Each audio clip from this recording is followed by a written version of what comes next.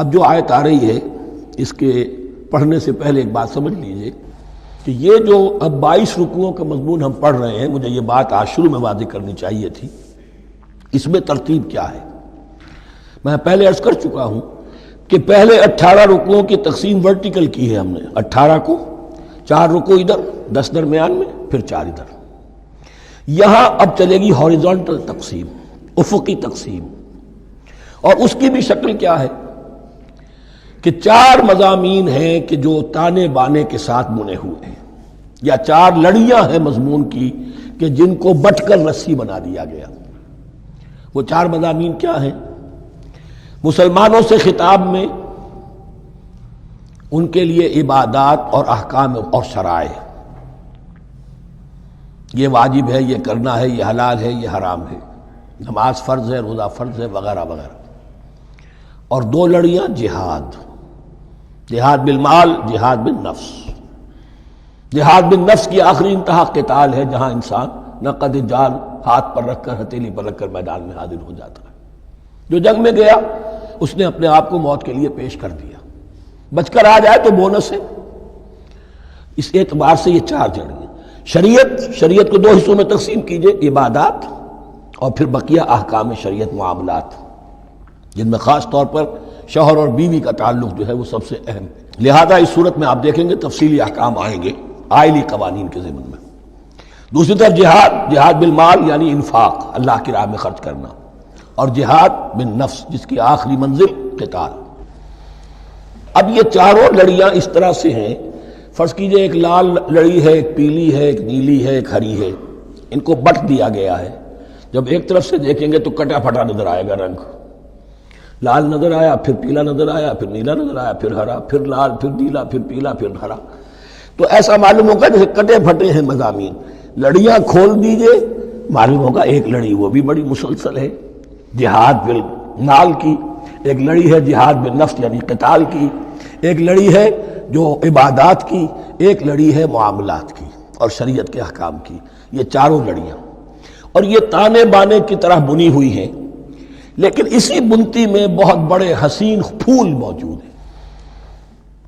طویل آیات اور طویل آیات، عظیم ترین آیات قرآن مجید کی، ان میں سے اب ایک آیت یہاں آ رہی ہے۔ اس کو میں نے عنوان دیا ہے آیت الآیات۔ ان فی خلق السماوات والارض واختلاف اللیل والنہار والفلک التي تجری فی البحر بما ينفع الناس وما انزل الله من السماء من ماء فاحيا به الارض بعد موتها وبث فيها من كل دابة وتصريف الرياح والسحاب المسخر بين السماء والارض لآيات لقوم يعقلون۔ اتنے فینومینا آف نیچر کسی ایک آیت میں جمع نہیں ہے قرآن۔ اللہ تعالیٰ تمام فینومینا آف نیچر کو اپنی آیتیں قرار دیتا ہے۔ آسمان اور زمین کی تخلیق، رات اور دن کا الٹ پھیر مختلف جگہوں پر، اور یہ جو ستارے ہیں اور یہ جو بھی نباتات ہیں زمین کی، ان میں سے آیتیں ہی آیت۔ لیکن ان آیت الآیات کو جس طرح یہاں ایک آیت میں سمویا ہے، یہ حکمت کا ایک بہت بڑا پھول ہے، بہت بڑا پھول جو ان 4 لڑیوں کی بنتی کے اندر آ گیا ہے۔ یقیناً آسمان اور زمین کی تخلیق میں اور رات اور دن کے الٹ پھیر میں، اور اس جہاز میں یا کشتی میں جو چلتی ہیں سمندر میں یا دریاؤں میں، وہ سامان لے کر جو لوگوں کو نفع دیتا ہے، بما ينفع الناس وما انزل اللہ من السماء من ماء، اور اس پانی میں کہ جو اللہ نے اتارا ہے آسمان سے، فاحیا به الارض بعد موتها، اور پھر اس سے وہ زندہ کر دیتا ہے زمین کو اس کے مردہ ہو جانے کے بعد۔ بے آب و گیا زمین پڑی تھی، بارش ہوئی ہے، اسی میں سے روئیدگی آ گئی ہے۔ وبث فیہا من کل دابہ، اور یہ تمام حیوانات اور چرند اور پرند جو اس کے اندر پھیلا دیے گئے ہیں۔ وتصریف الریاح، اور یہ ہواؤں کا چلنا جو ہے، کبھی پروا چل رہی ہے، کبھی پچھمی چل رہی ہے، کبھی مشرق سے آ رہی ہے، کبھی مغرب سے آ رہی ہے، تصریف الریاح ہے۔ والسحاب المسخر بین السماء والارض، اور ان بادلوں میں کہ جو معلق کر دیے گئے آسمان اور زمین کے درمیان، لآیات لقوم یعقلون، ان سب میں آیات ہیں، نشانیاں ہیں ان لوگوں کے لیے جو عقل سے کام لیں۔ ان کو دیکھو اور ان کے خالق کو، مدبر کو پہچانو۔ آیات ہے۔ اور ان کے آیات کے پہچاننے کا جو عملی نتیجہ نکلنا چاہیے اور جس کو عام طور پر لوگ نہیں پہنچ پاتے جس تک، اب اگلی آیت میں اس کا تذکرہ ہے۔ نتیجہ تو نکلنا یہ چاہیے کہ پھر محبوب اللہ ہی ہو، شکر اسی کا ہو، اطاعت اسی کی ہو، عبادت اسی کی ہو۔ جب سورج میں کچھ نہیں، یہ تو اللہ نے اس کو بنایا ہے، یہ حرارت جو ہے اللہ نے دی ہے، چاند میں کچھ نہیں، ہوائیں چلانے والا کوئی وہی تو ہے۔ تو اب کسی شے کے لیے کوئی شکر نہیں، کسی شے کے لیے کوئی عبادت نہیں، کوئی ڈنڈوت نہیں، کوئی سجدہ نہیں، بلکہ صرف اللہ کے لیے، اور وہی مطلوب و مقصود بن جائے، وہی محبوب ہو۔ لا محبوب الا اللہ، لا مقصود الا اللہ، لا مطلوب الا اللہ۔ جن لوگوں کی یہاں تک رسائی نہیں ہو جاتی، وہ لوگ کسی اور شے کو اپنا محبوب و مطلوب بنا کر اس کی پرستی شروع کر دیتے ہیں۔ خدا تک نہیں پہنچے، اپنے نفسی کو معبود بنا لیا، جو یہ کہے کر رہے، معبود تو ہو گیا۔ ارأیت من اتخذ الہہ ہواہ، اپنے قوم کو معبود بنا لیا، قوم کی برتری کے لیے اور قوم کی سربلندی کے لیے جانے بھی دے رہے، وطن کو معبود بنا لیا۔ اس حقیقت کو علامہ اقبال نے سمجھا ہے، اس دور کا سب سے بڑا بت وطن ہے۔ اس دور میں میں اور ہے، جام اور ہے، جم اور، ساقی نے بنا کی روش لطف و ستم اور، تہذیب کے آزر نے ترشوائے صنم اور، مسلم نے بھی تعمیر کیا اپنا حرم اور، ان تازہ خداؤں میں بڑا سب سے وطن ہے، جو پیرہن اس کا ہے وہ مذہب کا کفن ہے۔ نیشنلزم، ٹیریٹوریل، وطنی قومیت، وطن کی جے، یہ معبود بنائے بیٹھے۔ تو اب یہاں سنیے، وَمِنَ النَّاسِ، اور لوگوں میں سے کچھ ایسے بھی ہیں مَن يَتَّخِذُ مِن دُونِ اللَّهِ أَندَادًا، جو اللہ کو چھوڑ کر کچھ اور چیزوں کو اس کا مد مقابل بنا دیتے ہیں۔ وطن کو بنا لیا، قوم کو بنا لیا، ہیومنزم، انسانیت، نوع انسانی، ہم اس کے خدمتگار ہیں، ہم اس کی بہتری کے لیے کام کر رہے ہیں، یہ بھی ایک معبود بن گیا۔ اور سب سے گھٹیا انسان وہ ہے کہ اپنے ہی حسن کا دیوانہ بنا پھرتا ہوں، اپنا ہی نفس ہے، اسی کے گر چکر لگا رہا ہے، وہی حریم ہے اس کا، وہی حرم ہے اس کا، اور وہ طواف کر رہا ہے اپنے نفس کا، تو وہ بھی تو اس کا ایک معبود ہے۔ لوگوں میں سے وہ بھی ہیں کہ جو اللہ کو چھوڑ کر کسی اور چیز کو اس کا مد مقابل بنا دیتے ہیں۔ یحبونہم کحب اللہ، اور ان سے محبت کرنے لگتے ہیں جیسی کہ اللہ سے کرنی چاہیے۔ یہ فلسفہ ہے اصل میں، ہندی میں اسے آدرش کہتے ہیں، عربی میں نصب العین، انگلش میں آئیڈیل۔ ہر باشعور انسان کسی شے کو اپنا آئیڈیل بناتا ہے اور اس سے پھر محبت کرتا ہے، اس کے لیے جیتا ہے، اس کے لیے مرتا ہے، قربانیاں دیتا ہے، اثار کرتا ہے، قوم کے لیے قربانی، وطن کے لیے قربانی، فلاح کے لیے قربانی، خود اپنی ذات کے لیے قربانی۔ یحبونہم کحب اللہ، یہ سارے کام تو اللہ کے لیے کرنے کے تھے، جیو اللہ کے لیے، مرو اللہ کے لیے، محبت اس سے کرو۔ ان صلاتی و نسکی و محیای و مماتی للہ رب العالمین۔ تم نے اپنی یہ ساری نسبتیں کسی اور شے کے ساتھ وابستہ کر دی، تم نے اللہ کا مد مقابل تراش لیا۔ می تراشت فکر ما ہر دم خدا بندے دیگر، رست از یک بند تا افتاد در بندے دیگر۔ انسان معبود تراشتا رہتا ہے اپنے ذہن سے، اور ان کے لیے محبت کرتا ہے، جانے دیتا ہے، قربانیاں دیتا ہے۔ وَمِنَ النَّاسِ مَن يَتَّخِذُ مِن دُونِ اللَّهِ أَندَادًا يُحِبُّونَهُمْ كَحُبِّ اللَّهِ، یہ مضمون بھی سورہ حج میں زیادہ واضح ہوگا۔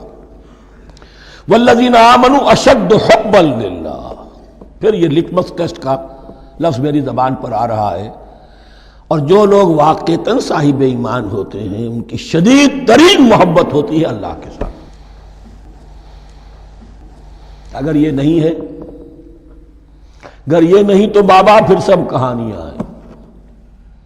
کوئی شے اللہ سے زیادہ محبوب ہو گئی وہ تمہاری معبود ہے، تم نے اللہ کو چھوڑ دیا، چاہے وہ دولت ہی ہے۔ تائس عبد الدینار و عبد الدرہم، ہلاک و برباد ہو جائے درہم و دینار کا بندہ۔ نام عبد الرحمن ہے، حقیقت میں عبد الدینار ہے۔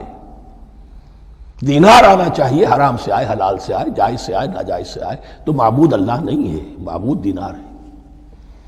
ہندو نے یہ کیا کہ لکشمی دیوی کی ایک مورتی بنا کر پوجنا شروع کر دیا، یہ لکشمی دیوی اگر ذرا مہربان ہو جائے گی دولت آ جائے گی۔ ہم نے کہا ہٹاؤ اس درمیان کے لنک کو، سیدھے ہی دولت کو کیوں نہ پوجو، پیٹرو ڈالر کو پوجو، ڈالر کو پوجو، ترک وطن کرو، ماں باپ کو چھوڑو یہاں سسکتا ہوا کہ مر رہے ہیں اور کوئی ان کا بیٹا ان کی بیٹی ان کے پاس نہیں، کس لیے؟ ڈالر۔ کون معبود ہوا؟ وَمِنَ النَّاسِ مَن يَتَّخِذُ مِن دُونِ اللَّهِ أَندَادًا يُحِبُّونَهُم كَحُبِّ اللَّهِ وَالَّذِينَ آمَنُوا أَشَدُّ حُبًّا لِلَّهِ وَلَوْ يَرَى الَّذِينَ ظَلَمُوا إِذْ يَرَوْنَ الْعَذَابَ أَنَّ الْقُوَّةَ لِلَّهِ جَمِيعًا۔ اور کاش کہ دیکھ لیتے یہ لوگ جو اس شرک میں اور اس گناہ میں مبتلا ہیں، ظلم شرک کے معنی، جب وہ دیکھیں گے عذاب کو اور یہ بات واضح ہو جائے گی کہ قوت تو ساری کی ساری اللہ کے ہاتھ میں ہے، کسی کے پاس کچھ نہیں، وَأَنَّ اللَّهَ شَدِيدُ الْعِقَابِ، اور یہ کہ اللہ سزا شدید العذاب، اللہ سزا دینے میں بہت سخت ہے۔ اس وقت آنکھ کھلے گی تو فائدہ کیا ہوگا؟ اب آنکھ کھلے تو فائدہ ہے۔ استبرأ الذین اتبعوا من الذین اتبعوا۔ اب انسانی معاشرے کے اندر یہ ہوتا ہے، کچھ لوگ ہوتے ہیں لیڈر لوگ جو اپنے پیچھے لوگوں کو لگا لیتے ہیں، چاہے ڈیماگوگز ہوں، چاہے مذہبی جو ہے وہ مسندوں کے والی ہوں، اپنے پیچھے لگاتے ہیں، اور ان کے پیچھے لگنے والے جو ہیں وہ یہ سمجھتے ہوئے ان کی عزت بھی ہے، ان کا احترام بھی ہے، ان کے نیچے دبے بھی ہوئے، ان کا پیچھے پیچھے چلتے ہیں۔ قیامت کے دن وہ تبرہ کریں گے، ان تم نے ہمیں مروایا، ہم تمہاری پیروی کرتے رہے، ہم نے سمجھا تم جو کہہ رہے ہو وہ ٹھیک ہے، ہم نے تمہیں اپنا لیڈر مانا۔ اب وہ اعلان برات کریں گے، اللہ ہمارا ان سے کوئی تعلق نہیں۔ استبرأ الذین اتبعوا، اور اس کے جواب میں پھر وہ کریں گے ہمارا تم سے کوئی تعلق نہیں۔ اس روز کے جن لوگوں کا اتباع کیا گیا تھا دنیا میں، لیڈر لوگ، وہ ان لوگوں سے جنہوں نے پیروی کی تھی ان سے تبرہ کریں گے۔ وَرَأَوُا الْعَذَابَ وَتَقَطَّعَتْ بِهِمُ الْأَسْبَابُ، اور وہ دیکھ لیں گے عذاب کو، نگاہوں کے سامنے جہنم آ جائے گی اور تمام رشتے منقطع ہو جائیں گے۔ یوم یفر المرء من اخیہ وامہ وابیہ وصاحبتہ وبنیہ لکل امرئ منہم یومئذ شأن یغنیہ یود المجرم لو یفتدی من عذاب یومئذ ببنیہ وصاحبتہ واخیہ وفصیلتہ التی تؤویہ ومن فی الارض جمیعا ثم ینجیہ۔ ہر انسان چاہے گا میرے باپ کو، بیٹے کو، بھائی کو، ماں کو، بیوی کو، اولاد کو، تمام انسانوں کو جھونک دو جہنم میں، خدا کے لیے کسی طرح مجھے بچا لو۔ تقطعت بہم الاسباب، سارے رشتے منقطع ہو جائیں گے، جن رشتوں کی وجہ سے حرام کو حلال اور حلال کو حرام کر رہے ہو، جن کی دلجوئی کے لیے حرام کی کمائی کرتے ہو، جن کی دلجوئی کے لیے دین کے راستے سے آگے نہیں بڑھ رہے ہو، دین کے راستے میں بیوی ناراض نہ ہو جائے، گھر والے ناراض نہ ہو جائیں، بتقطعت بہم الاسباب، یہ سارے رشتے یہیں تک کے لیے ختم ہو جائیں۔ وقال الذین اتبعوا، اور جو ان کے پیروکار تھے وہ کہیں گے لو ان لنا کرۃ، اگر کہیں ہمیں دنیا میں لوٹنا نصیب ہو جائے، فنتبرأ منہم کما تبرؤوا منا، تو ہم بھی ان سے اسی طرح برات کریں گے جیسے آج یہ ہم سے برات کر رہے ہیں۔ کذالک یریہم اللہ اعمالہم حسرات علیہم، اس طرح اللہ ان کو دکھائے گا ان کے اعمال حسرتیں بن جائیں گی۔ کاش کہ ہم نے سمجھا ہوتا، کاش کہ ہم نے ان کی پیروی نہ کی ہوتی، کاش کہ ہم نے ان کو اپنا لیڈر اور اپنا ہادی اور رہنما نہ مانا ہوتا۔ وما ہم بخارجین من النار، لیکن وہ اب آگ سے نکلنے والے نہیں ہوں۔